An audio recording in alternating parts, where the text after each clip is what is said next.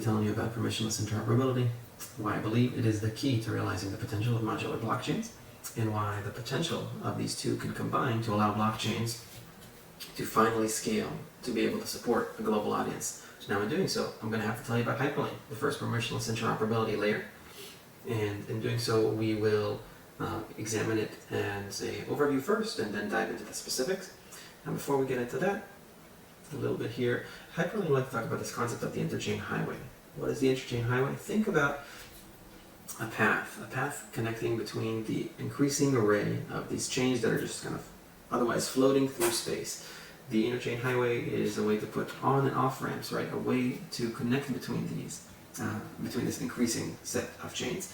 And like regular highways, making it easy, making it accessible, making it relatively safe, and certainly making it fast.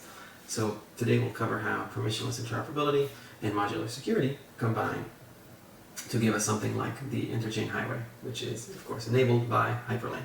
So where are we today? Today we have these internet computers.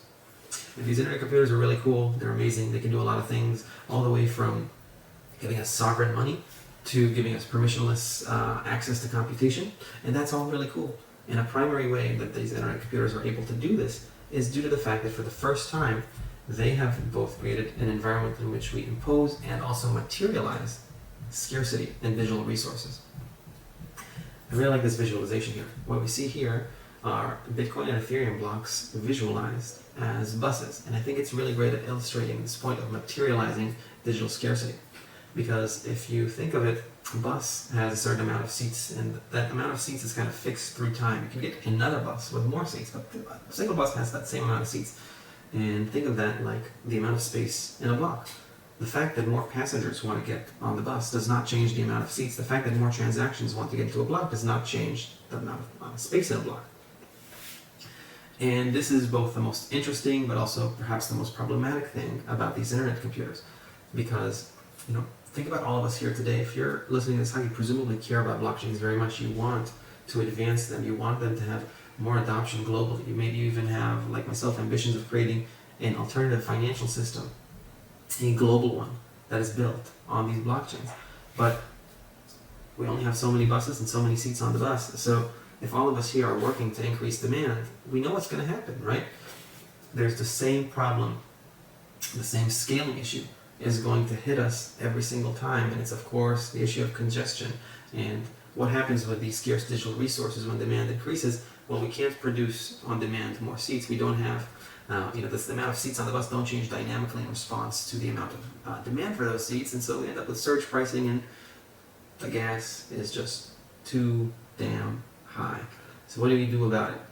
Right? If you're here today, it's presumably because you believe that the most promising, or at least one of the more promising solutions to this problem is the modular vision for blockchains, the modular future for blockchains. If nothing else, it seems like the most promising path for Ethereum. The roll-up roadmap for Ethereum is certainly something we're all working towards here.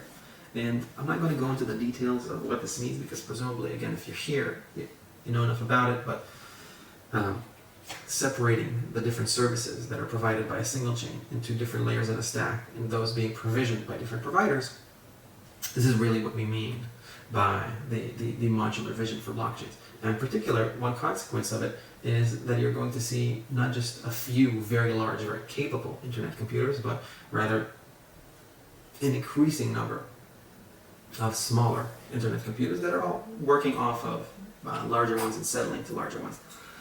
But so there are tremendous efforts by a lot of the people who are here today to make it increasingly easier for someone to launch their own modular chain, to launch their roll-up. Whether it's roll-up frameworks like the OP stack, whether it's data availability solutions like Celestia, and whether it's roll-up as a service providers like AltLayer that brings us here today. All of these make it increasingly easier for you to spin up your own chain or roll-up. In fact, it's not unfeasible to say that already today, within a number of hours, you can go from nothing to having a roll-up live. And so think about this world where we're going to have an increasing amount of chains, because again, it's increasingly easier to create your own modular chain. I have all these chains coming up and floating through space. Each one, you can think of it as like a new island in the ocean. But how does it connect to the others? How does it connect to the mainland? How does it connect to the other continents and countries that exist in this world of blockchains, right? Sure, you can use an optimistic route to go between your rollup and the mainland, but that's a cop-out, right? That barely suffices. What do we do when there are thousands, maybe even hundreds of thousands of these chains? How do we connect them all? Enter Hyperlane. And with Hyperlane, we have the first permissionless interoperability layer, as I mentioned before, the tool that lets anyone connect any chain, a solution that fits this modular world of blockchains, where we're going to end up with an increasing number of chains. And this little visualization here, think of it as that interchain highway that we described before, the pathway that will connect between these new chains as they begin floating through space, and providing a safe and secure and easily accessible path for folks to traverse on. So why is permissionless interoperability really necessary? Well, blockchains historically have had an issue of connectivity, but by 2023 today, there are modes to connect between blockchains. The issue with those is that they are entirely permissioned. And what does it really mean to be permissioned? It means that you need to ask someone to allow you to use that service. Right? If you create a new rollup today, you can't just have one of the major interoperability protocols supporting you just because. It does not work that way. Enter Hyperlane. Hyperlane, as said before, is the permissionless interoperability layer, the tool that lets anyone connect any chain. Hyperlane means that for interoperability, you don't have to depend on anyone. You really can get sovereignty in your interoperability. And if you look at this visualization here, it's just something that I put together using Midjourney to try and illustrate that concept of the interchain highway that I mentioned before. Think about our modular vision for blockchains materializing. It really does mean that ultimately we're going to be ending with thousands, then hundreds of thousands, maybe even millions of little modular chains. And a permissioned interoperability solution is simply not going to work. It's not going to fit this world. So we need something permissionless, something that can be served and owned ultimately by the chains that want to use it. And this is where Hyperlane comes in to solve what has been the major issue in blockchain connectivity today, which is not just the issue of connectivity in general, which was a problem leading into the last few years, but today we have solutions in 2023. The issue with them is their permissioned nature. Now, how does this happen? Why is this even a problem? Well, primarily it's a problem because the current landscape of interoperability solutions has these one-size-fits-all security modules. Primarily this is the case because they have tightly coupled the product of connecting between chains, the interface for connecting between chains, as in this illustration here, the messaging interface. They've tightly coupled it with a security model, and you can't blame them for it, right? Crypto is the most adversarial environment that's really ever existed for computation, or at least one of the most adversarial environments. And in it, security is paramount. We know what happens when security goes wrong. And so it probably felt very prudent and sensible to tightly couple these things. But certainly, they don't have to be tightly coupled.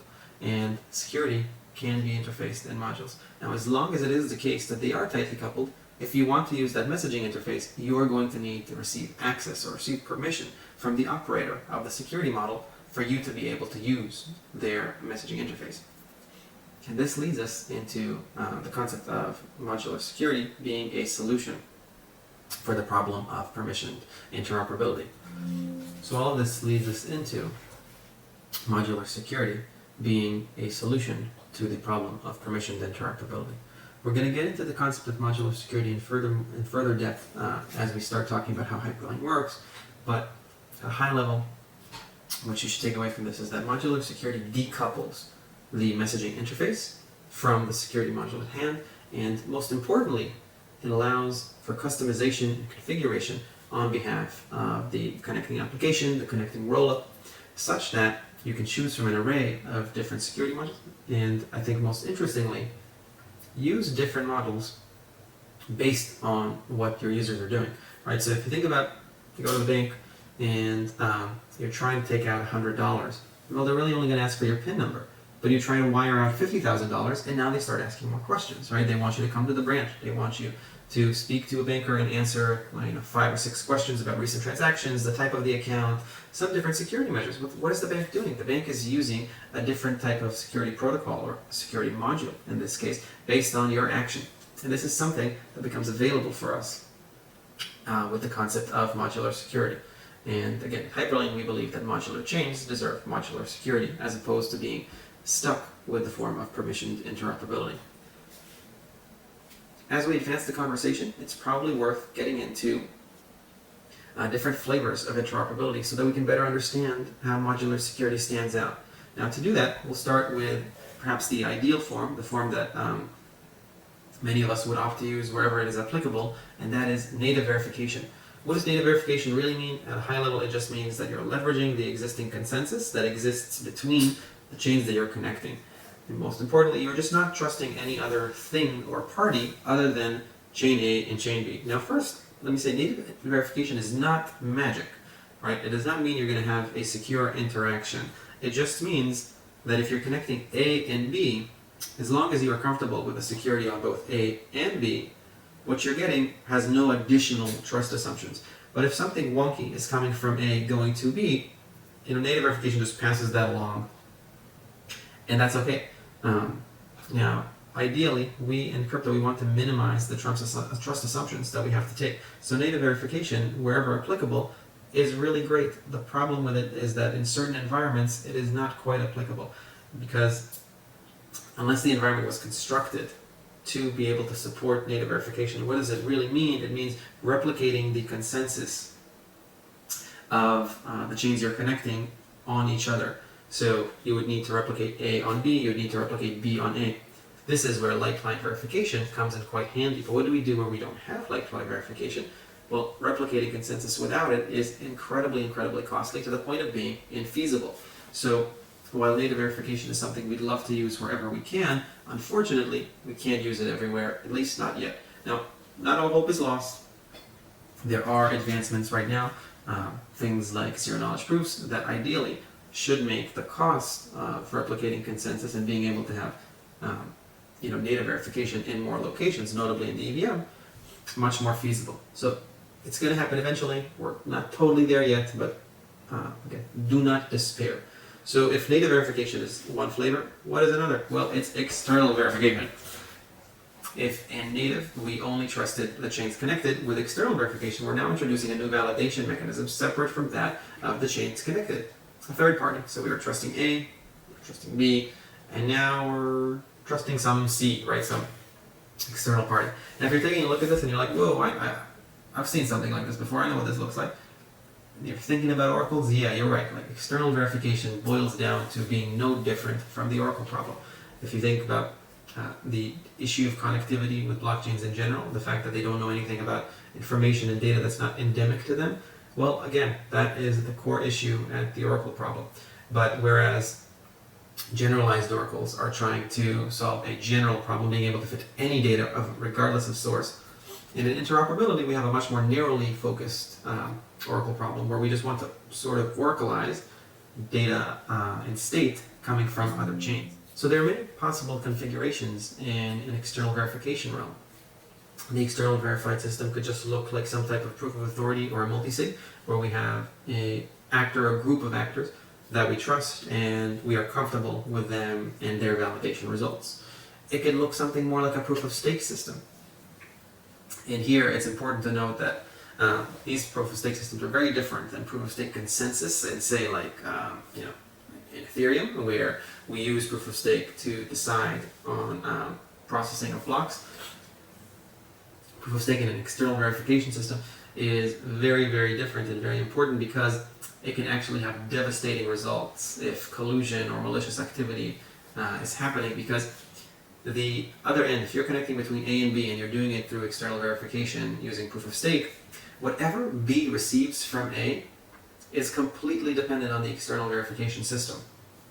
So if you use proof of stake and those validators are telling you that the sky is blue, even though you think that the sky is red, like, it's blue from all your intents and purposes, right? So if they are misleading you about the state, then that is all you know. There is no way for you on B to be able to verify that that state is incorrect. And there are some very interesting implications to it, and this is why, generally speaking, there are two modes for proof of stake in an external verification system. One where the stake is concentrated in a single chain, and then that value is put at risk for every other chain that's connected, and another where the stake lives on each chain, And there are different benefits to each one of these configurations. In the first configuration, again, the stake all lives in the same place, so you get the benefit from some economies of scale, from some concentration. But what happens when a punishment is needed to be issued, right, when slashing needs to happen to one of the validators?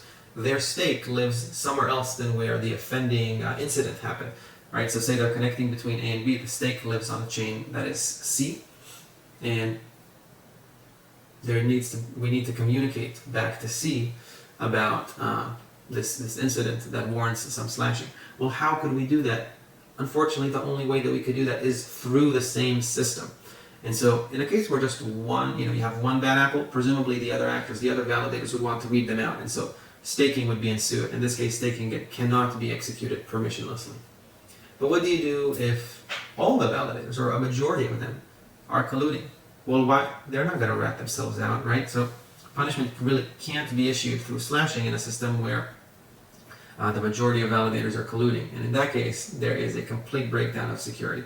Now, to the defense of these systems, this has never happened before, but certainly it's a theoretical concern that is worth worrying about.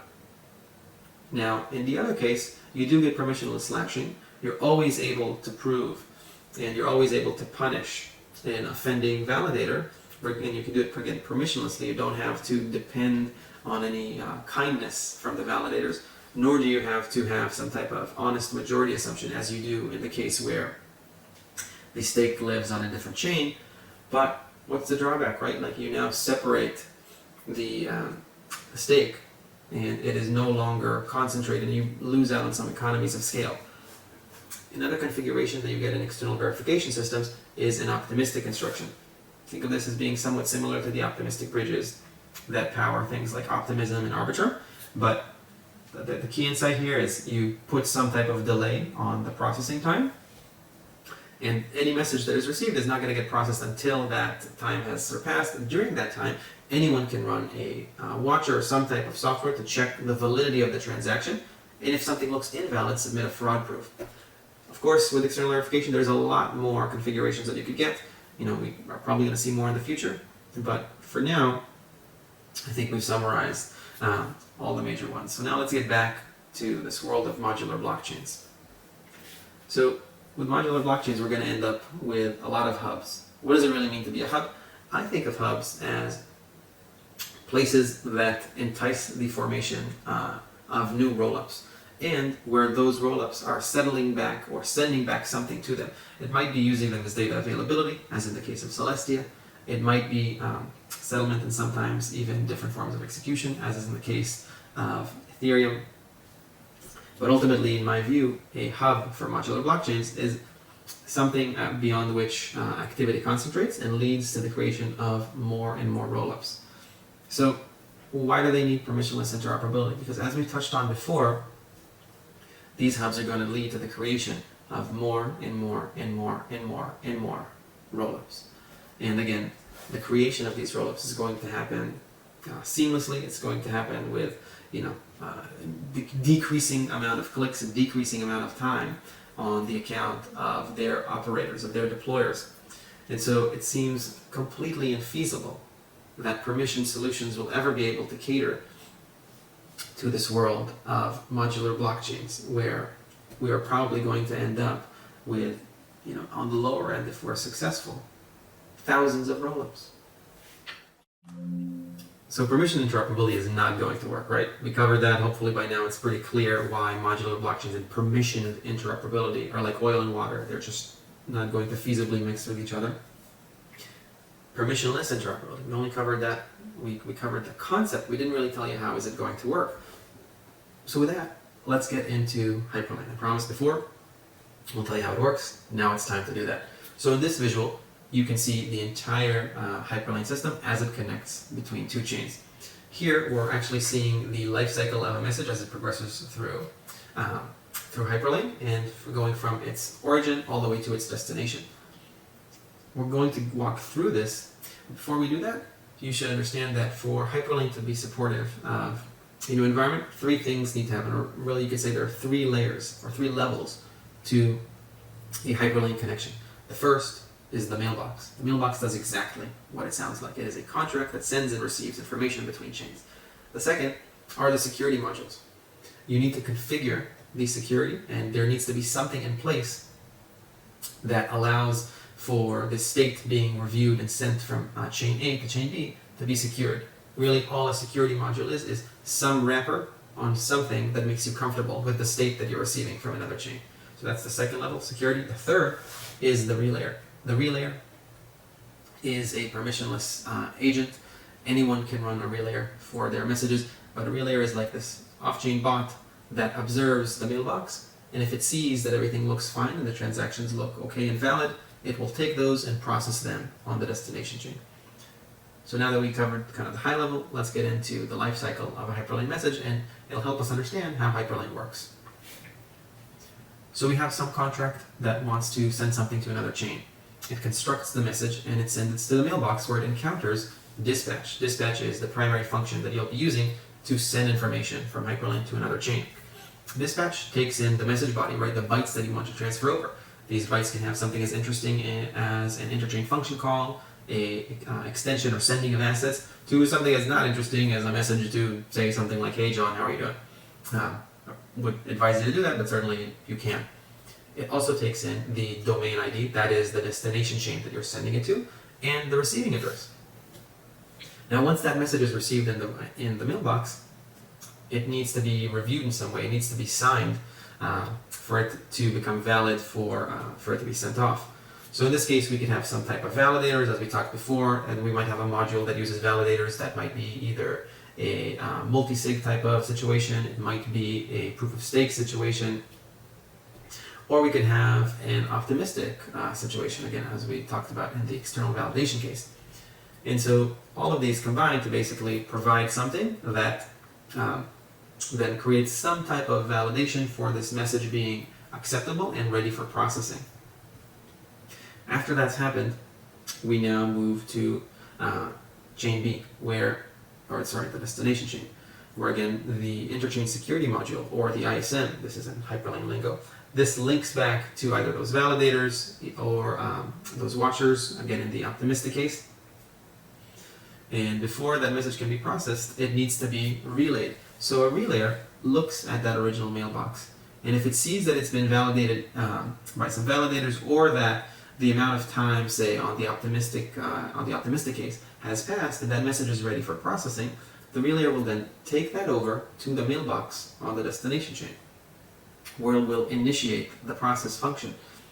As it does that, now the final logic tests that come in from the interchain security module are tested against, and if everything clears, right, if there is a valid signature from a validator, or we find that there has been no fraud proof submitted, right, the integrator of Hyperlane decides which security modules to use and how to define their logic, and as long as those tests pass, the message can be ultimately sent off to its destination. Importantly about Hyperlane, you can totally have a case where the message is included in a block on the destination chain, but never arrives to its ultimate destination. Why is that? Well, the relayer doesn't know yet whether the message being sent will actually pass all the logic tests of the security module. It is totally feasible that the relayer takes something, begins its processing, but then because of the security measures put in place by the integrator, it just doesn't pass. That is by design. And so certainly we can end up with a case where that message is, again, it is a transaction, it lands, and it is included in a block on the destination chain, but never reaches the receiving contract, again, because it fails the logic tests through the security modules. Okay, so now that we've covered that, let's take the next step and do a deeper dive into the concept of modular security. So I told you before, Hyperlane, we believe that modular blockchains deserve modular security. We touched a little bit on what modular security means in the context of Hyperlane. And I think, if you want to have some fun with it, I think an explanation that works for kind of like a smooth brain like myself is think of a security module, or in Hyperlane parlance, an interchain security module, an ISM, is really just some type of wrapper that wraps logic that helps you get comfortable with the state that you're receiving from a chain you're connected to. And this can take many, many, many different forms. It can take the form of some type of economic security, where the logic is, hey, I'm putting this amount of money at risk And if I misbehave, you can take that money away from me. You can slash me.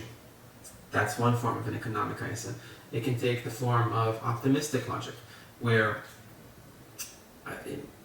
you will accept that message only after a certain amount of time has passed. During that time, anyone could have observed that transaction and see, like, does it look okay? Is this a valid state transition?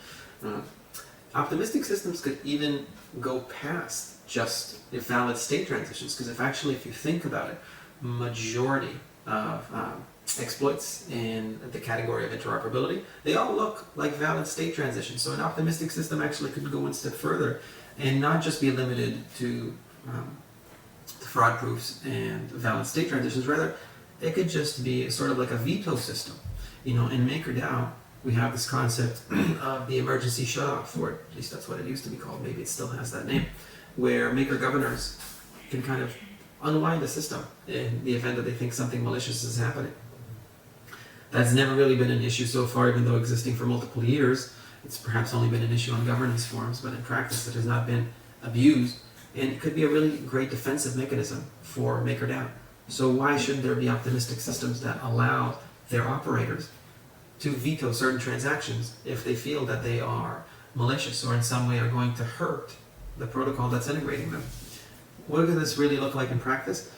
Imagine now there's an exploit trying to drain funds from a protocol on one chain and send those to another. Well, that transaction then would not get processed because it would go through the optimistic module. And during that time, there would be the option for people involved in the operation of that security module to veto it, to basically block it, prevent it from ever happening. While this could certainly go against the ethos of certain people, feeling that you should not be able to censor these transactions, but realistically speaking, wouldn't we want to censor exploits, right? And so an optimistic module could also allow for that. And then we also have something that could look more like a multi-sig module, right? Like where we trust a certain set of actors, right? Imagine if you're going to be using something like Circle's CCTP. In effect, what you're doing there, think of CCTP as a system in which the security module really is a Circle multi-sig. You are trusting that Circle is going to do this correctly. And of course you are. You're using CCTP to use USDC. So it's inherent. It is, at minimum, it's implicit that you're trusting Circle when you use that interaction. Now, if an ISM, an interchain security module, really, if all it is a wrapper on some logic, then the beauty of it is that while this looks like an external verification system, it can actually just be narrowed down to a native verification system where it exists because all it is, again, it's wrapping some logic. So certainly it could wrap the type of lifeline verification that has been used for protocols like IVC. It can wrap some type of zero-knowledge proof. Really, you can use it, again, for any type of arbitrary logic that makes you comfortable with receiving state from another chain. And this is why we believe that modular security is the path forward for modular blockchains and when it comes to their interoperability. Most importantly, it is what enables them to operate permissionlessly. So with that said, let's talk about the differences in bridging normally and bridging with a protocol like Hyperlane. So first things first, you can definitely use a regular bridging mechanic with Hyperlane. And what does regular bridging mechanics look like? Generally, they look like an omnibus bridge, a single contract where all the assets are deposited. And that contract creates wrapped assets that then go to the destination chains. So what's it look like? Well, you get all of the assets deposited into a single contract. Ends up kind of looking like a honeypot, and all of them have the same security module. Now, if you did construct a regular bridging paradigm using Hyperlane, one key difference you'd have is you'd be able to utilize different security modules for your omnibus bridge. But is that really interesting? With Hyperlane, we would recommend a modular bridging approach. And in our lingo, we call these warp routes. And warp routes are unique because warp routes are unique per asset. So each asset gets its own warp route, and warp routes get to benefit from the modular security features and from the permissionless features of Hyperlane. So anyone can create a warp route permissionlessly and then assign the different security modules they'd like for that warp route. And now the assets can traverse to any chain that they would like. The tokens that are minted by a warp route are what we call in Hyperlane interchain tokens. Now, an interchain token is interesting because it does not have a canonical home. It's not an ERC20 that only lives on Ethereum and then is represented elsewhere. Rather, its home are all the chains that you configure it for. And at the moment of transfer, it's not another wrapper that's being created. Rather, it is being burned on the origin chain and it's being minted on the destination chain. So that's that for with the limited amount of time that we have. We don't want to spend too much more time on this concept of modular bridging. If you want to learn more, at the end of the talk, I'll leave information for how you can contact us and learn more about all these things. But certainly just look up Hyperlane Warp and you'll be available to learn all the information that you need. Now let's get into some other use cases that you can effect with Hyperlane.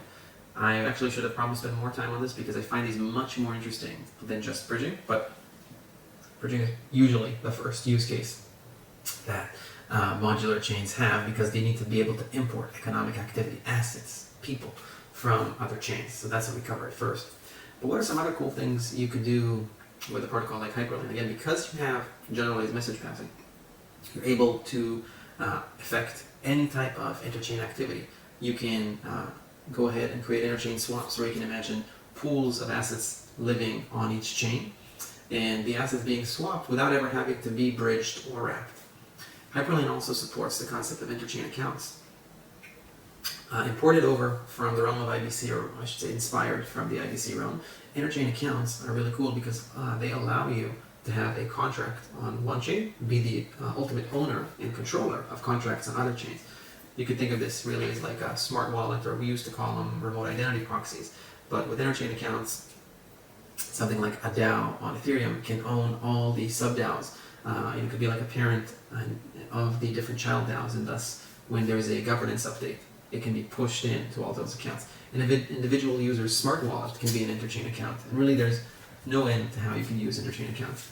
Perhaps these last two really are my favorite use cases, but with a system like Hyperlane, if you think of what are some of the things that are immediately necessary when you launch a new chain, well, first you need to be able to bring in assets. Well, the modular bridging we talked about solves that for you. Second, you might need to have access to some data feeds. You need to oracleize some data from somewhere else. And so with a system like Hyperlane, you can create a stream of oracleized information from any major chain where you trust the validity of that information. So you could import chain link feeds, you could import Uni TWAP feeds, whatever type of information you need to oracleize. You can do that via a system like Hyperlane. And last but not least, my favorite use case, interchain margin. If you're building a derivatives protocol, take this into account.